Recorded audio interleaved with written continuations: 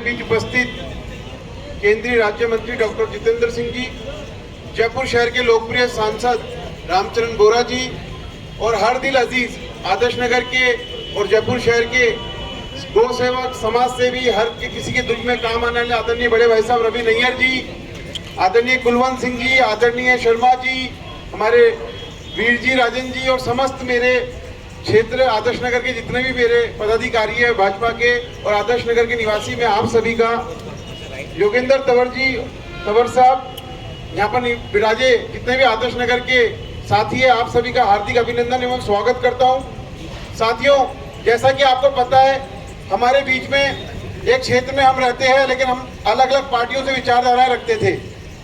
मेरी विचारधारा पहले किसी और पार्टी की हुआ करती थी, परंतु वहाँ की तुष्टीकरण की राजनीति को देखते हुए और उनका काम का करने का तरीका देखते हुए कि किस तरीके से भेदभाव किया जा रहा है, काम करने वाले आदमी को आगे नहीं लिया जा रहा, पीछे भी ढकेला जा रहा है, किस तरीके से उसको गलत आरोपों में फंसाया जा रहा है। लगातार 3 साल सरकार होने के बाद ना तो बोर्ड का गठन किया गया, अपितु उसी सरकार में हमारे पे मुकदमे दर्ज कराए गए, हमारे को गिरफ्तार कराने का प्रयास कराया गया, आगे बढ़ने के डर से हमेशा गिराया गया। तो मेरा तो कर्म बात का ध्येय है कि कर्म करना है। जिस प्रकार से पहले छात्र संघ अध्यक्ष बना और जिस एरिया से मैं लड़ता था, वो चुनाव आपको सबको पता है कि वो वार्ड 93 जो है प्योर कट बीजेपी का है, लेकिन मैंने मेहनत करी और अपने आप को वहाँ चुनाव में जीत के, और आज लगातार 3 साल जयपुर में 250 वार्ड है, लगातार 3 साल से फर्स्ट नंबर का अवार्ड अगर मिल रहा है तो वार्ड 93 को मिल रहा है। लगातार 24 घंटे कार्यालय खोल के, सरकारी कार्यालय खोल के अगर कोई सेवाएं दी जा रही है तो मैं मान सकता हूं कि देश का पहला कार्यालय है वो, जहां पर 24 घंटे खुलता है और व्हाट्सएप पे समस्या हल होती है। टेक्नोलॉजी आ गई है तो कोई फोन नहीं। यहाँ पर वार्ड 93 के आसपास के समस्त बहुत साथी बैठे हैं, तो वो सब कार्यशैली जानते हैं और वो ये भी जानते हैं कि ये पिछला चुनाव यहाँ जो जीते थे उसको जिताने में सबसे बड़ा श्रेय किसका था। उस परेशानी से परेशान होकर मैं ये बताना चाहूँगा कि मैं आज अपने क्षेत्र में और अपने परिवार और अपनी पार्टी में शामिल हुआ हूँ, क्योंकि ये वक्त की मांग थी कि आप जहाँ हो वो गलत है, अगर यहाँ होगे तो बात कुछ और होगी। तो आज मैं आप सभी के बीच में हूँ, आदरणीय रवि जी, आदरणीय मंत्री जी के नेतृत्व में। और मैं बता दूं भाई साहब, कोई चुनाव से कामों से चुनाव नहीं जीता जाता। रोडें बनती आई है, सड़कें बनती आई है, चुनाव सिर्फ मैनेजमेंट से जीता जाएगा। आप जितने भी लोग बैठे हो, अगर आप अपनी अभी से 200 वोटों की जिम्मेदारी लेके जा रहे हो ना, तो चुनाव 25 तारीख को कोई नहीं हरा रहा।